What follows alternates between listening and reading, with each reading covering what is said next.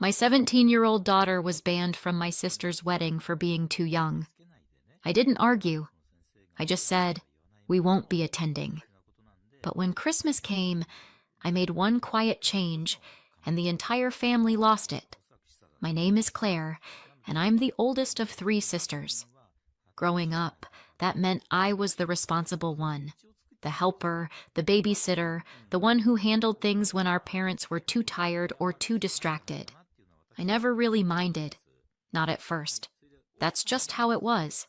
Tessa was the middle child, the performer, the attention magnet. Rachel, the youngest, was the baby. He got away with everything. I was the one who cleaned up after everyone else. When I got older and became a mom myself, things changed a little, but not really. I adopted my daughter, Maya, when she was 3 years old. She had these big, serious eyes and this quiet way of observing the world, like she didn't trust it yet. I remember the first time she called me Mom. I cried in the car after I dropped her off at preschool. From the very beginning, I made a promise to her. She would never feel unwanted in my family. Not ever again. But I couldn't keep that promise no matter how hard I tried. Tessa got engaged last spring. Big announcement, big ring, big Instagram caption. I congratulated her, of course. Maya even made her a card, cut out little wedding bells, and glued them on with too much glitter. Tessa said it was sweet, then left it in the back seat of her car. I found it there 2 weeks later, half crumpled under a Starbucks cup. Still, Maya was excited about the wedding. She started looking at dresses online and asking if she should wear her hair up or down. I could tell she was nervous, but hopeful. She wanted to be included. Then the invitation came in the mail. It was one of those fancy ones, thick paper, gold trim, the kind that probably cost more than my monthly water bill. I opened it at the kitchen counter while Maya was doing homework at the table. The usual stuff: location, dress code, RSVP link, and then I saw it. Adults only, 18 plus, strictly enforced. No kids. I read it twice thinking maybe I missed something, but I didn't. Maya saw my face before I could say anything. She looked up from her notebook and asked, "She doesn't want me there." I said, "It's an 18 plus wedding." She was quiet for a second, then said, "Is it because I'm adopted?" That sentence broke something in me. She said it so calmly, like it was just a fact she'd come to accept. I told her, "No, of course not." But I knew what she meant. It wasn't the first time something like this had happened. Not exactly this, but other moments, smaller ones, slippery comments. My mom once introduced Maya as Claire's girl, never our granddaughter. Tessa called her your daughter, like she was talking about a neighbor kid. There were times at family holidays when Maya would offer to help in the kitchen and no one would even respond. I tried to believe it was unintentional, that they didn't mean anything by it. But this time was clear. I didn't fight. I didn't yell. I just went online and clicked not attending. No explanation, just no. I thought that would be the end of it. The next day, Tessa texted me, "Hey, just saw your RSVP. Is everything okay?" Then a follow-up. "If this is about the age thing, I hope you understand. We're being super consistent with everyone. Nothing personal, right? Not personal except that Maya is her niece and she's 17, not 7. I didn't answer. Then Rachel messaged me. "Tessa said you're not coming." What? What's going on? Then my mom called. She never calls me just to talk. So I picked up, already bracing myself. "Claire," she said, "I heard you're not going to the wedding. Is this really about the age limit?" I said, "Maya's not invited."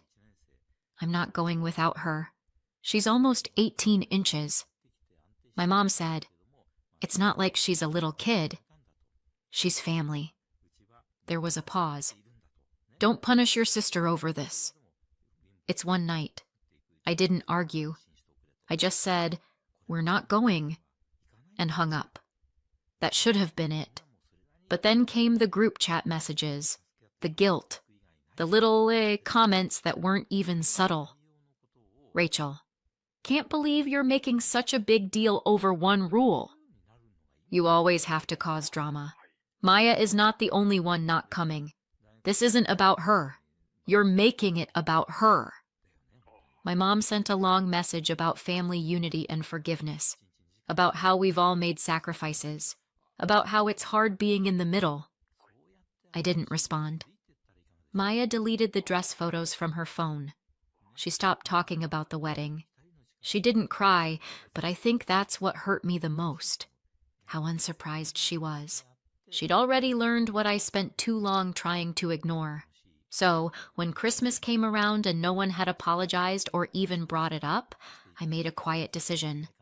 I didn't invite them. No big announcement, no blow up, just silence. And that's what made them really angry. If you'd asked me 10 years ago what I thought motherhood would look like, I would have said birthday parties, messy hugs, glitter on the carpet. I wouldn't have said trying to protect a child from people who claimed to love you both.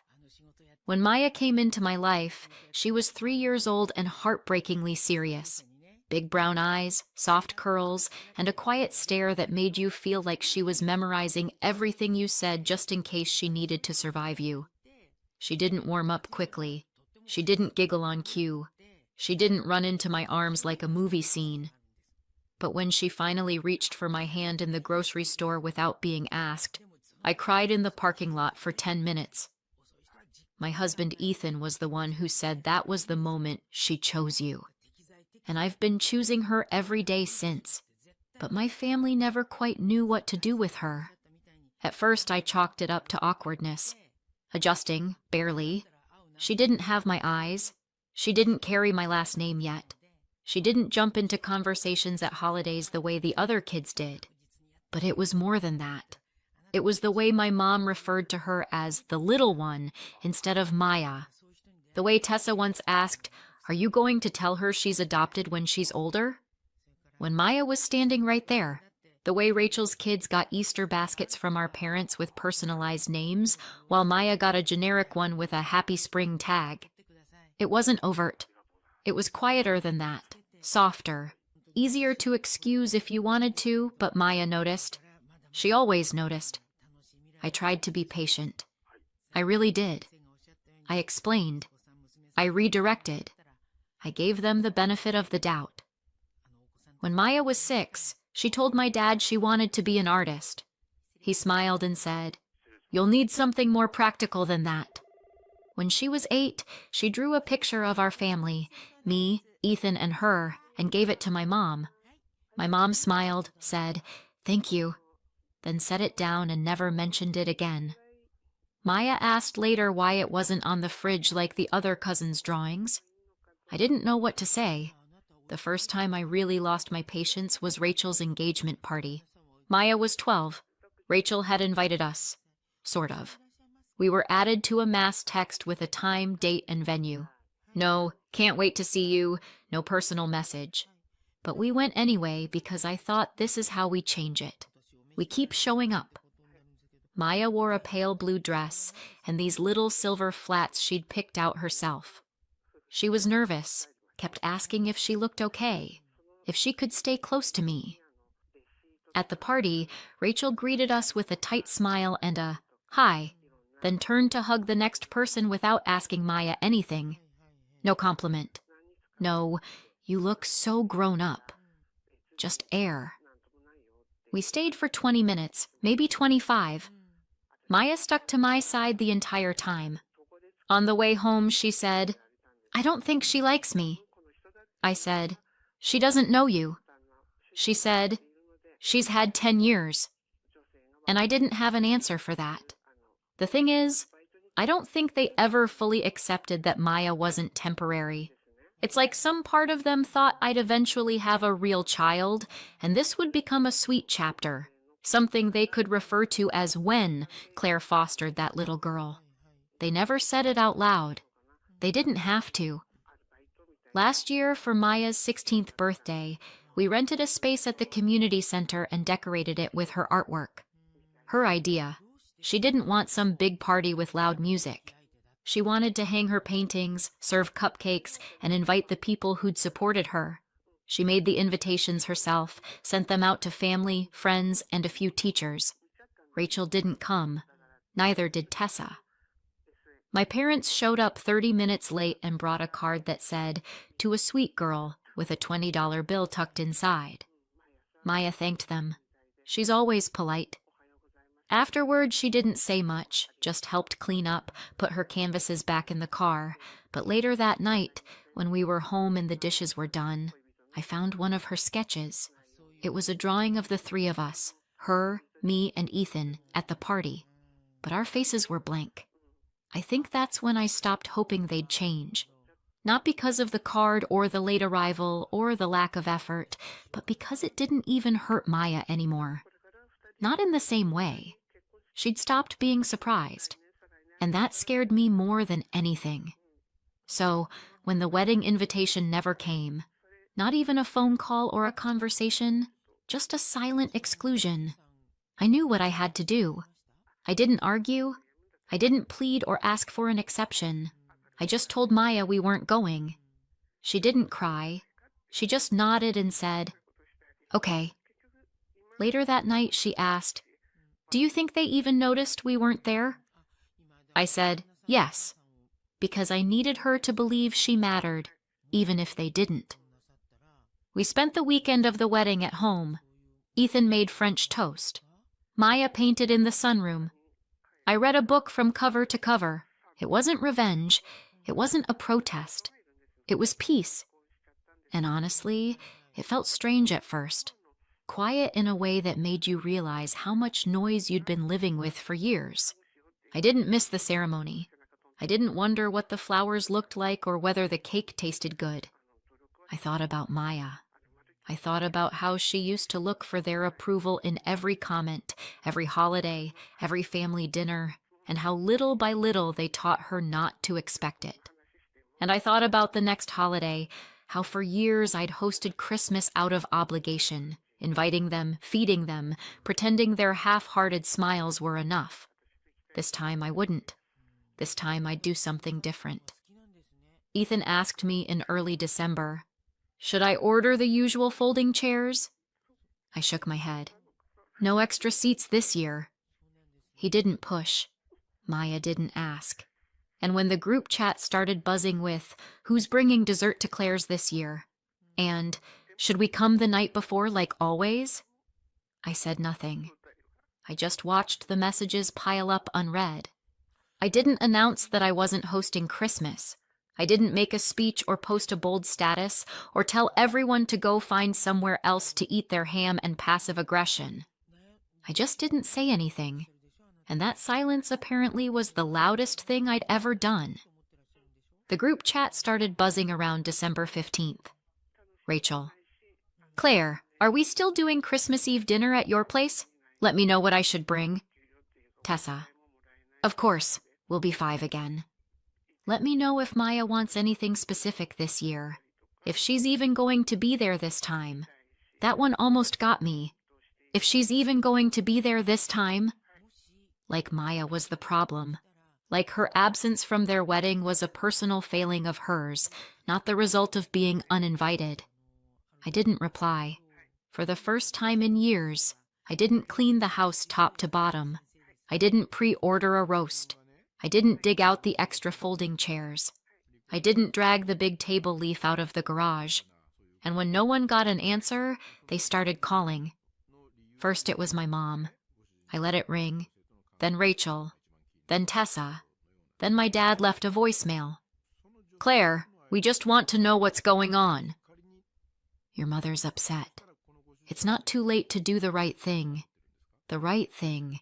As if hosting people who excluded my daughter was the right thing.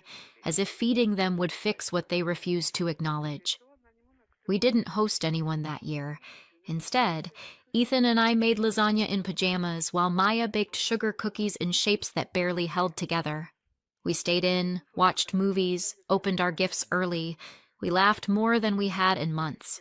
It felt normal in a way our holidays never had before. No one walked on eggshells. No one had to translate pointed comments. No one got quiet when Maya entered the room. It was just us. And that's when the messages started to change. December 26th, Tessa in the group chat. I just think it's sad. We've all tried to welcome Maya, but Claire has made it impossible to connect with her. Rachel. I mean, if you cut off family every time there's a disagreement, you'll end up with no one. Dad. The way you're handling this is cruel. I'm sorry, but it is. My mom sent me a photo of the Christmas tree at their house with the caption, "It wasn't the same without you." Maya would have loved her gifts. I didn't reply because they weren't gifts for Maya. They were guilt-wrapped invitations to come back and pretend everything was fine, and I'd done that for too long. A few days later, we got a card in the mail. No return address, but I knew the handwriting. Inside, my mother had written, "I wish you'd think about the example you're setting. Maya will see how easily you shut people out." That line stuck with me because I realized that's exactly what I want her to see.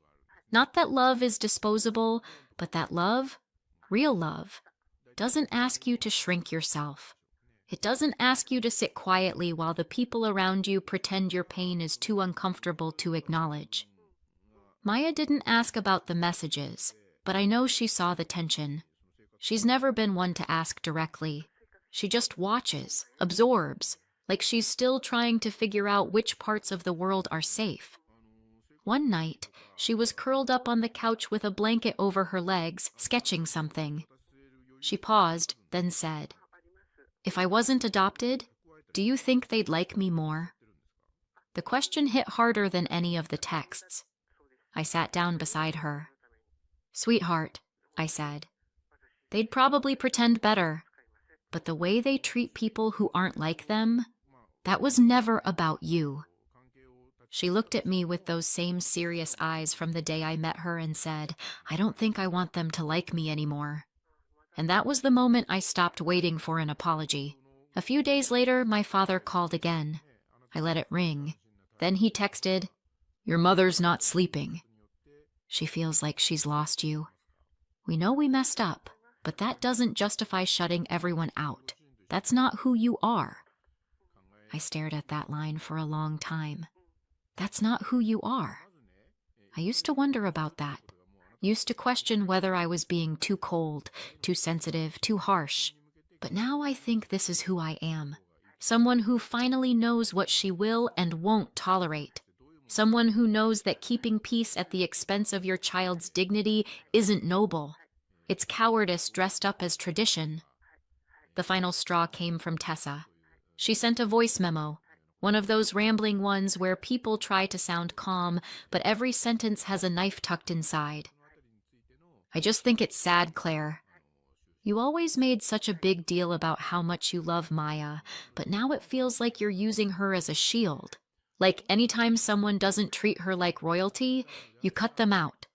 That's not healthy. That's not parenting. That's obsession."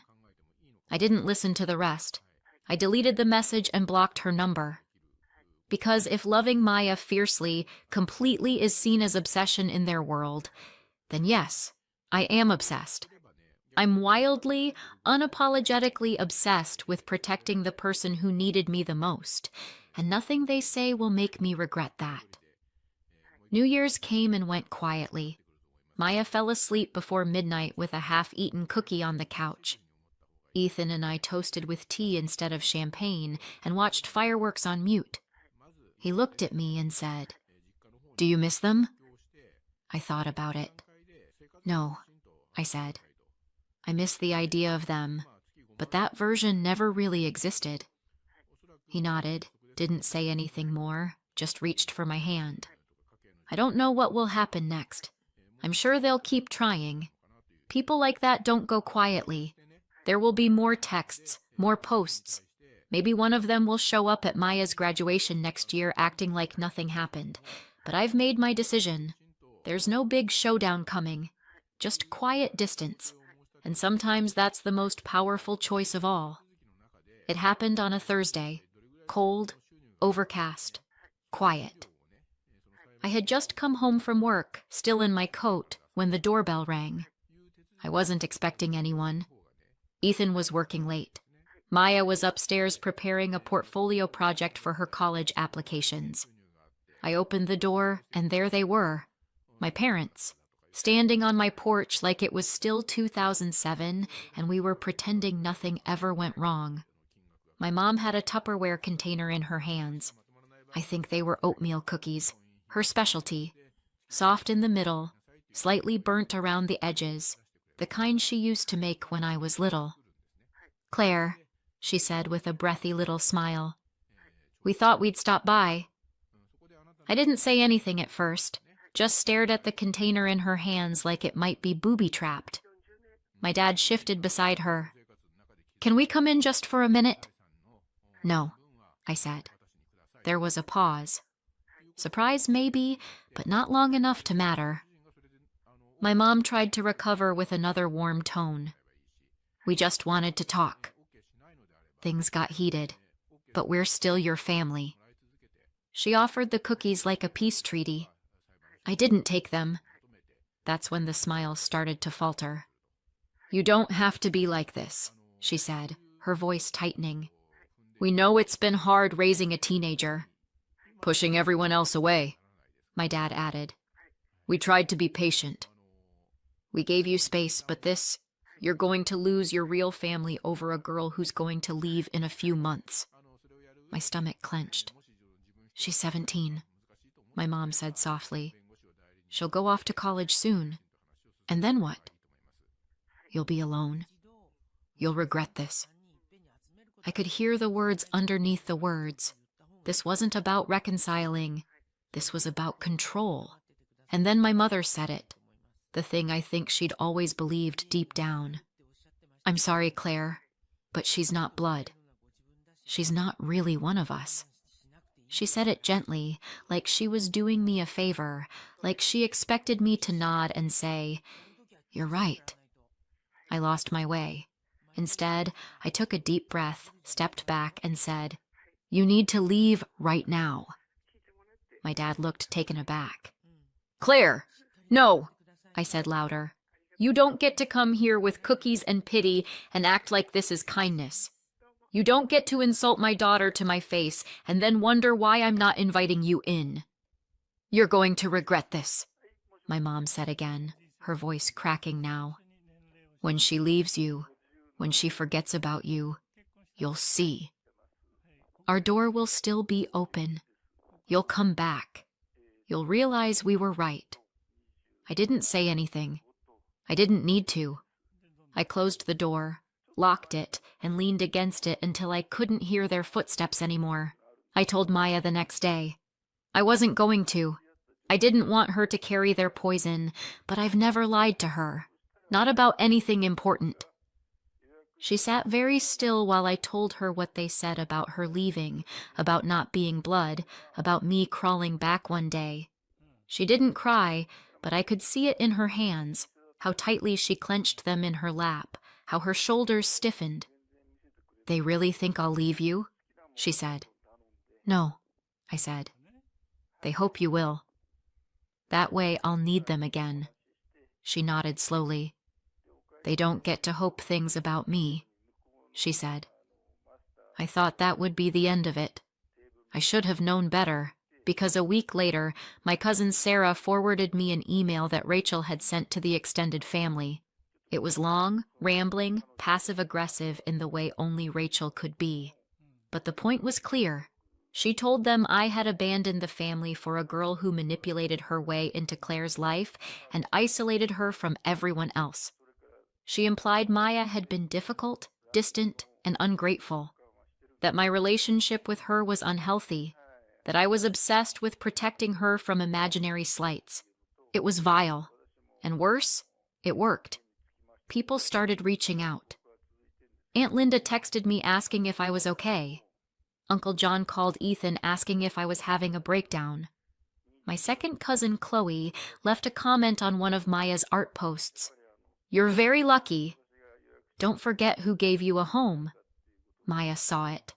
I saw her see it. And that was the last straw. I didn't write a response. I wrote a dossier, screenshots, messages, photos, every ignored invitation, every exclusion, every receipt. I wrote a letter. Not emotional, not angry, just facts. I sent it to the extended family only once with the subject line, "For those who wanted the full story." I didn't ask for sides. I didn't demand apologies. I just gave them the truth. Some replied, some didn't. A few quietly unfriended Rachel. A few didn't believe a word I said. It didn't matter, because I wasn't doing it for them. I was doing it for Maya, so she'd never question whether she imagined it, so she'd never ask again, "Do you think they'd like me if I was blood?" After that, I blocked everyone who tried to argue. Everyone who said, "But maybe if you just talked it out." Everyone who thought keeping peace was more important than protecting a child from emotional abuse disguised as family tradition. We never heard from them again. Not directly. I'm sure they still talk about us. I'm sure I'm the story they tell at parties when someone brings up estranged children. I'm sure Maya's name is still spoken in tight, judgmental tones. Let them talk. They lost their right to know her. Fast forward. Maya's in college now. Art program, top of her class. She still calls me every night. Not out of obligation, just habit. She sends pictures of her sketches. Sometimes she asks for my opinion. Sometimes she just wants to say goodnight. When I dropped her off at her dorm, she hugged me for a full minute and whispered, "I'm not going anywhere." She meant physically, maybe, but I knew what she really meant. People say you can't choose your family. I did. I chose her. Over blood, over guilt, over years of learned silence. And if they still think I'll come crawling back one day, let them wait. Sometimes I still think about that moment on the porch. My mother handing me those cookies like they could undo years of silence. Like sugar could fix what they never had the courage to say out loud. And sometimes late at night, I wonder if I overreacted, if I should have tried harder, stayed quieter, been more forgiving. But then I remember the look on Maya's face when I told her, "They don't get to treat you like that." I remember how tightly she hugged me when she left for college. I remember that I promised her something no one ever promised me growing up, that I'd choose her every time. Do you think I did the right thing? Let me know in the comments. And if you want more stories like this, don't forget to subscribe. At the family photo shoot, my 6-year-old daughter sat in the front row smiling. We got the Christmas cards back, and she'd been photoshopped out of every single one. She burst into tears when she saw it, asking what she'd done wrong. I didn't yell, "I did this." The next morning, my mom opened her gift and went pale. The stack of Christmas cards lay on the dining table, glossy and perfect. My mom was beaming like she'd just curated a museum exhibit. "Look at these," she said, holding one up so the light caught the shimmer. My 6-year-old daughter, Julia, darted forward. She loved photos, loved anything that made her feel part of the family. Her little fingers grabbed a card before I could stop her. Her smile didn't last. She tilted her head, squinting, scanning the rows of cousins and grandparents. Jesse and Ryan, my sister Becky's kids, grinned right at the front, polished shoes, hair gelled stiff. Becky stood behind them with her husband, Jason, both of them looking like they were posing for a magazine cover. Even my mom and dad had made the cut, stiff smiles and all. But Julia?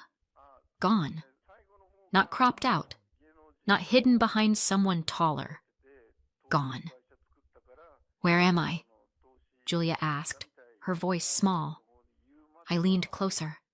My chest tightened. She had been right there that day. Front row, pale yellow dress with little daisies on it, her hand tucked into Jesse's for courage. "Maybe it's just this one," I muttered, reaching for another card.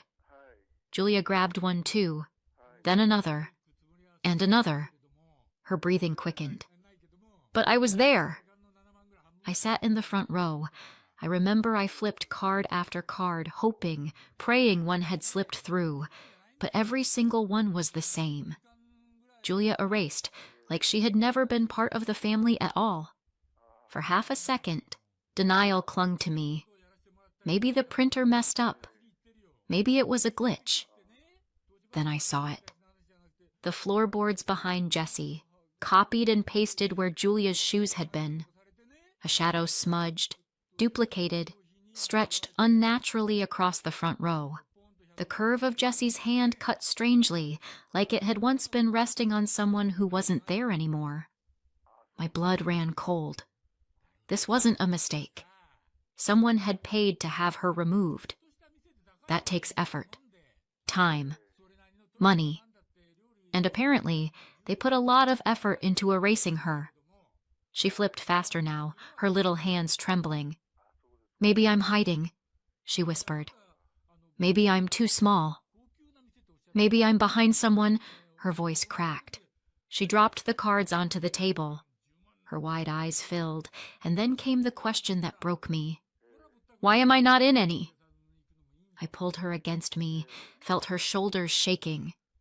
She's 6 years old. She shouldn't even know what it feels like to be erased. But she does now. I wanted to scream, rip those perfect glossy lies in half, shove them back in Becky's face. Instead, I kept my voice even, my jaw tight enough to ache, because silence, right then, was louder. Across the room, my mom adjusted a card on the mantel like nothing was wrong. "The colors look so clean this year," she said, smug. My phone buzzed. A message in the family group chat. "Becky. Finally looks uniform. Uniform."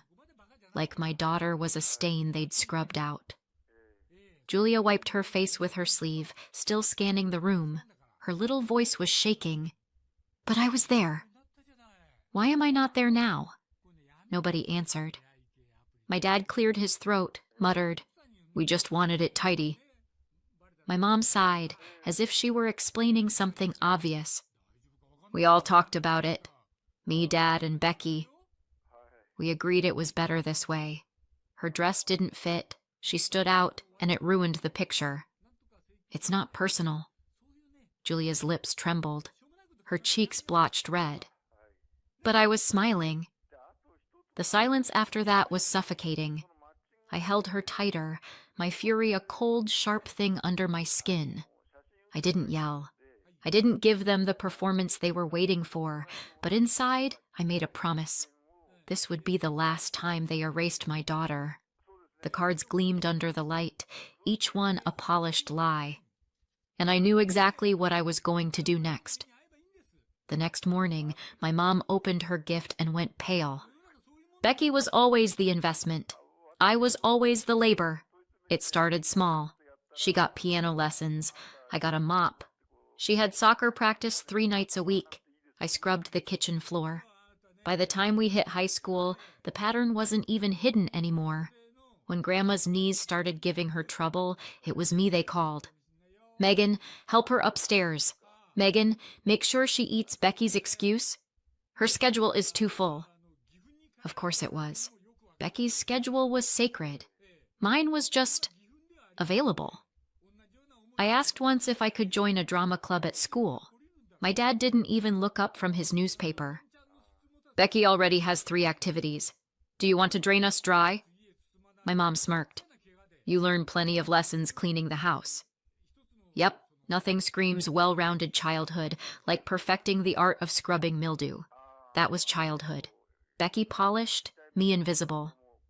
When Becky married Jason, the investment finally paid dividends. My parents beamed like they'd raised royalty. They gifted Becky and Jason a hefty down payment for their first house. Then they covered new furniture.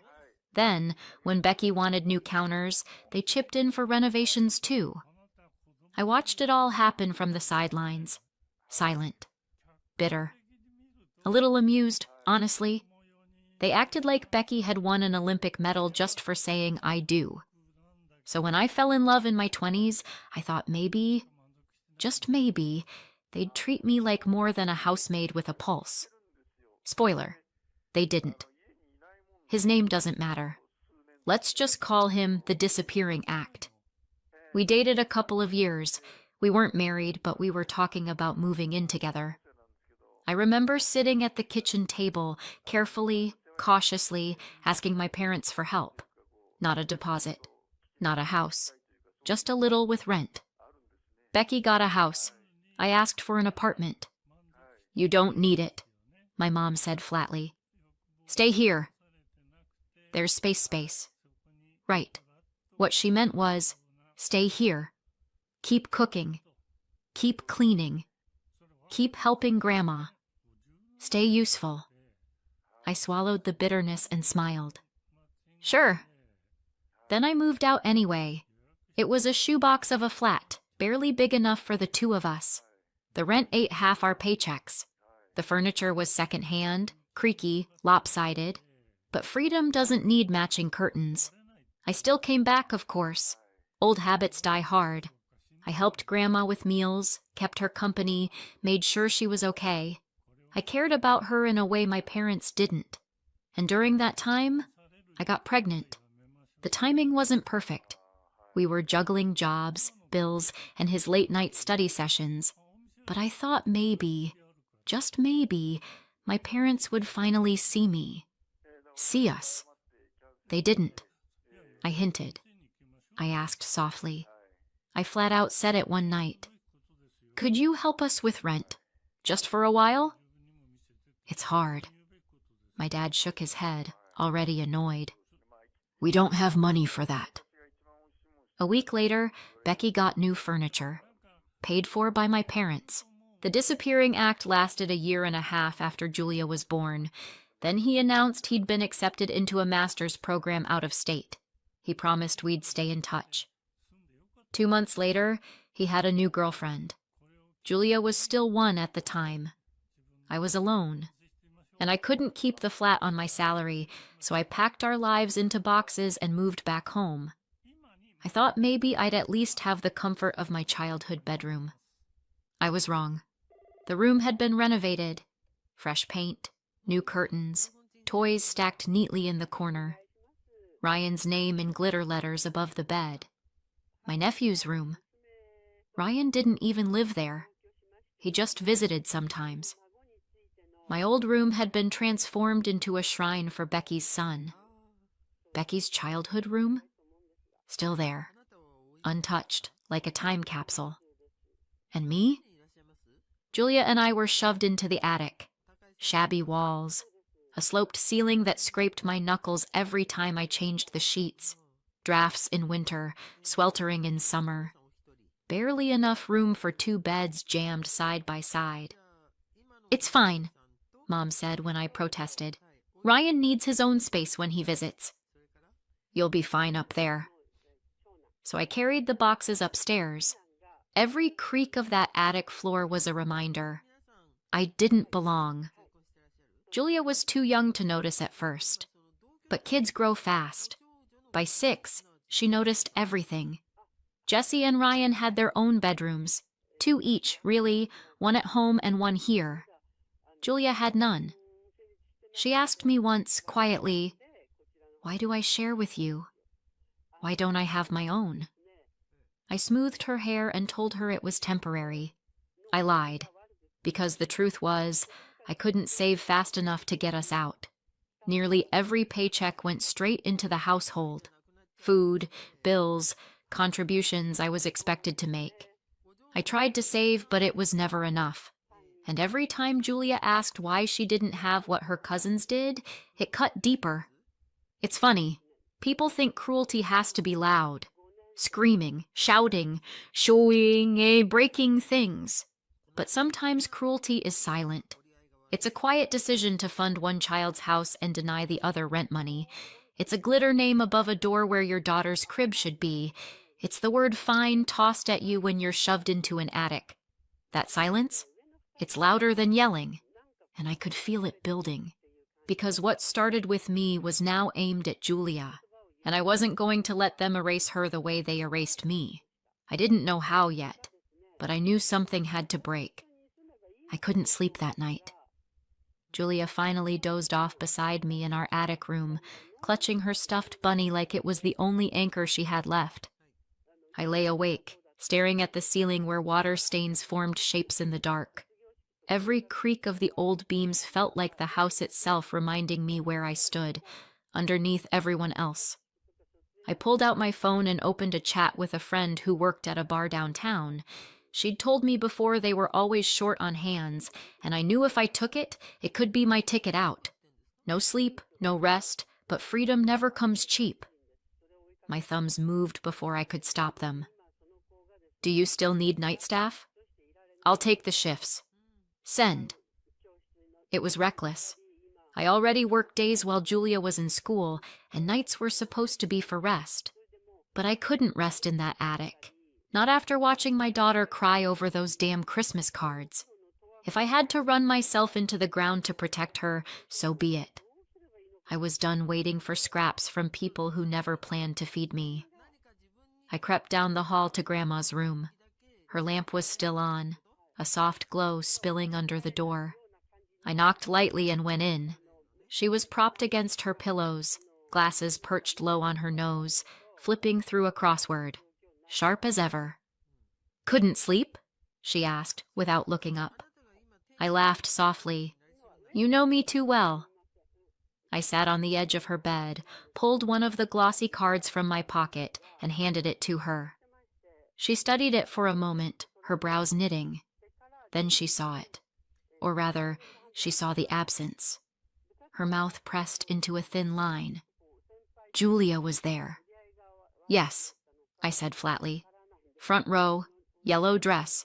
But apparently yellow doesn't match the uniform they wanted. She set the card on the blanket with a sigh. I told her my plan then. The night shifts, the bartending job, the hours that would carve into whatever was left of me. I can't keep her here, I said. My voice broke on the last word.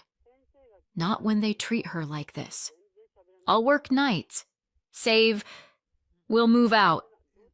Grandma looked at me for a long time, her eyes sharp in the lamplight. Finally, she said, You won't need to do that. I frowned. What do you mean? She shook her head, turning back to her crossword. Just leave it with me. Cryptic, like one of her puzzles. I didn't press.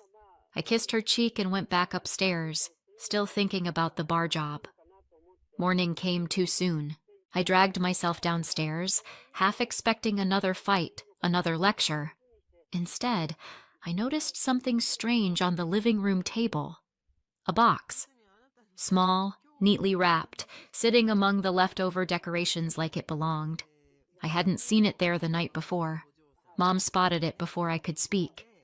Oh, how sweet. A gift from Grandma. She smirked, peeling the ribbon like she was unwrapping a prize. I stood frozen, Julia peeking from behind my leg. Mom lifted the lid. Her smile collapsed. She pulled out a stack of papers, skimmed them, then froze. The color drained from her face. What is this? She hissed. Then louder, to the whole room. What the hell is this? Is this some kind of joke? My dad stepped closer, trying to read over her shoulder. His mouth fell open. I leaned forward, my heart pounding. I caught a glimpse of the header on the top sheet. Legal formatting. Official seals. Not a joke. Before I could speak, the hallway creaked. Grandma entered, slow but steady, the lawyer I'd seen once or twice before at her side. She didn't raise her voice. She didn't need to. It's not a joke, she said calmly. That is an eviction notice. And I've already changed my will. Megan and Julia will have this house. You'll get nothing. Silence detonated in the room. Mom sputtered. Dad stared at the papers like they might combust. Julia gripped my hand so tightly it hurt. I couldn't move. Then the shouting started. Mom's voice cracked, high-pitched and wild. You can't do this! You're not in your right mind. Dad tried a different angle, smoother, pleading. Think about what you're saying. Think about the family. Grandma didn't flinch. I am thinking about the family. I'm thinking about the child you tried to erase. The lawyer cleared his throat. Everything was drafted correctly. Witnessed, signed. It stands. I swear I saw Dad's knees buckle. And me? I didn't know whether to laugh or cry. After all these years of being invisible, erased, shoved into attics and silenced. It wasn't me who finally screamed loud enough to be heard. It was Grandma. And she'd chosen me. I met Julia's eyes. She was still clutching my hand, her face pale. But for the first time in days, I saw something in her expression besides confusion. Hope. The chaos swelled again. Mom pacing, Dad muttering, both of them throwing accusations like confetti. Megan manipulated you. She poisoned you against us. This is elder abuse.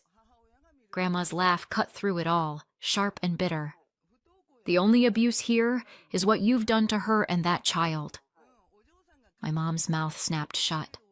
My dad sat down heavily, as if the air had gone out of him. Julia leaned into me, whispering, "What's happening?" I kissed her hair. "Something good," I murmured. "Something finally good." I didn't know what came next. Would they fight it in court? Spread more lies? Try to claw their way back into control? Probably. But right then, in that moment, the tide had turned. The house went quiet after Grandma's bombshell. Too quiet. No shouting matches, no slamming doors. Just the heavy, suffocating silence of people plotting. My parents barely looked at me. Dad busied himself in the garden, hacking at shrubs that didn't need cutting. Mom clattered dishes louder than usual, the noise sharp and deliberate. Her version of shouting without words. Julia noticed. "Is it over now?" She asked me one night in our attic room, her voice small in the dark. I wanted to say yes. I wanted to lie. Instead, I kissed her forehead and whispered, "Not yet." Because I knew better. That silence wasn't peace. It was the sound of a storm building. It arrived 3 mornings later. A knock at the door. Sharp. Official. My chest tightened. Julia's hand slipped into mine instinctively. Mom beat me to the door, her tone instantly syrupy. "Oh, officers, thank you for coming." And there they were. 2 police officers and a woman with a clipboard. A PS, Adult Protective Services. My stomach dropped. The taller officer cleared his throat. "We've had a report of possible elder abuse in this household. We'll need to speak to everyone separately." Elder abuse. Of course, I didn't need a crystal ball to know who made that call. They separated us. Grandma to her room. Julia led gently to the kitchen, though she looked back at me, wide-eyed and scared. I sat stiff on the couch while Mom hovered in the hallway, whispering words like confused and safety, and we're worried. My blood ran cold. They weren't just trying to smear me. They were trying to put me in handcuffs. If they arrest me, I thought, what happens to Julia? Who takes her? Not them. Please, not them. I swallowed hard and tried to keep my voice even as the questions began. "Do you prepare meals for your grandmother?" "Yes," I said carefully. "I always have." "Were you alone with her before she signed those documents?" "Yes, but not during... Who was the man in her room that morning?" "Her lawyer." The one she called the questions weren't unfair, but the way the officers' pens scratched across their notepads, the way they traded looks, it felt like guilt was already written on my forehead. From down the hall, I caught fragments of Grandma's voice through her door. Clear. Steady. By the time the officers came back out, their expressions had shifted. Suspicion gone, replaced by something harder. They weren't looking at me anymore. They were looking at my parents. And then Grandma insisted on coming out herself. She leaned on her cane, but her voice was iron. "No one forced me." I asked my lawyer here myself. I knew exactly what I was doing, and I changed my will because it's my right to do so. Silence. Then she turned her gaze on my parents. The only abuse in this house is the way you treat Megan and that child. If words could slap, that one landed hard. The APS worker closed her folder with a snap. I don't see any concerns here. Everything appears in order. The officers nodded, polite but firm. Thank you for your time. We're satisfied there's nothing further for us to pursue. Relief hit me so hard I nearly collapsed. I pulled Julia into my arms the second she was back by my side. She buried her face in my shoulder, trembling. But the relief didn't last long, because Grandma wasn't finished. She turned on my parents, her voice sharper than I'd ever heard it. To call the police on your own daughter, to lie about me, to put my great-grandchild through this? She shook her head, fury radiating off her. You don't belong under my roof. Mom gasped, clutching the back of a chair like she might faint. Dad opened his mouth, but no words came out. You'll move out, Grandma said flatly. I don't care how. But you will. It wasn't a suggestion. I'd never seen my parents speechless before. Later, when the officers left and the front door clicked shut, the silence returned. But it wasn't the same silence as before. This one was jagged, dangerous. My parents sat rigid at the table, their faces pale, their eyes darting between me and Grandma like they couldn't decide who to hate more. Julia pressed closer to me. Are we okay now? She whispered. I kissed her hair. Yes, I said. My voice was steady. For the first time, I believed it. Of course, I didn't know exactly what would happen next. Would they fight? Contest the will? Spread more lies? Probably. But the tide had turned. Their attempt to erase me had failed. Their attempt to erase Julia had backfired. And now? Now they were the ones being erased. A week later, the silence broke. Not with yelling, not with slammed doors, but with threats. My parents circled me in the kitchen like vultures, hissing promises. You'll regret this. We'll make sure they take Julia away from you. You think you're safe? You're not. I didn't flinch, but Julia heard. She sat on the stairs, clutching her stuffed bunny, her eyes wide. That was the last straw. Grandma called her lawyer the next morning. By noon, 2 officers were standing in the doorway while my parents stuffed clothes into suitcases. It wasn't dramatic, no screaming, no dragging, just the sound of zippers and the snap of a folder as the officer handed them a no-contact order. You'll have to find somewhere else, Grandma said coldly. And you'll leave Megan and Julia alone. They left under police supervision. That night, Julia slept through without waking once. Her first full night's sleep in weeks. Fast forward 6 months. Word travels in families, especially ours. A cousin called me, half whispering like she was passing on state secrets. They asked Becky for help. I nearly dropped the phone. Of course they did. Becky, the golden child. The one they'd poured every penny into. And? I asked. And she said it's not a good time. Money's tight. Money's tight. After everything they gave her, house deposit, renovations, furniture, now, when they had nothing, she suddenly couldn't spare a dime. I shouldn't have laughed. But I did. By the end of the month, the whispers grew louder. My parents were seen at a shelter. Later, someone mentioned a dingy rental in the rough part of town. The irony? After losing everything, they didn't fit into Becky's perfect picture either. Meanwhile, Julia and I live downstairs with Grandma. She has her own small room now, painted soft yellow. Every night she decorates the walls with new drawings. In the mornings, I watch Grandma beam at Julia over breakfast, smiling at her like she's the only child in the world that matters. We are not rich, we are not glamorous, but for the first time, we are safe. We are a family. So what do you think? Did my grandmother do the right thing? Or did she go too far, disinheriting her own daughter? Let me know in the comments and subscribe for more.